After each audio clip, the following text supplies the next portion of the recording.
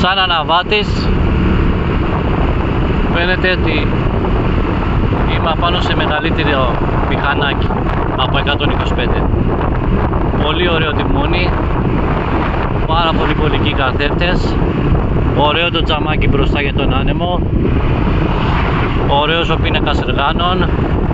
Η θέση δεν θα έλεγα και ότι είναι καλύτερη.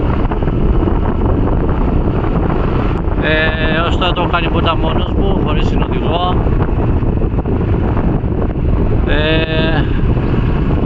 Ωραία αίσθηση, παρόλο που έχει μικρές ρόδες δεν έχω αντιμετωπίσει σοβαρό πρόβλημα, οδικό δηλαδή στον δρόμο.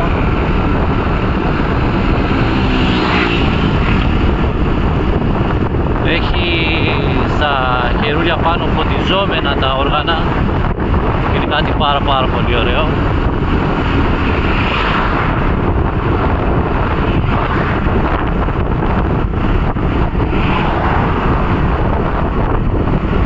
Και ψηλό ωραίο θόρυβο και εξατμισούλα, όχι γλυκό, έτσι βαρύ. Σε γενικές γραμμές το έχω περίπου ένα μήνα, 1,5. Είχε και κακούς καιρούς, δεν έχω ανοιχτεί, δεν το έχω στρώσει κιόλας για να το ανοίξω. Φώτα καλά για το βράδυ, ωραία φώτα και πίσω και μπροστά.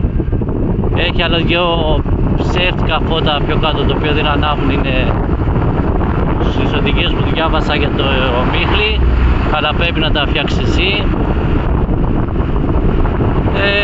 Το έχω φουλάρει το τεπόζιτο, θα σας πω για τα χιλιόμετρα αν βγάζει αυτά που λέει. Και αναμένετε και άλλο βίντεο.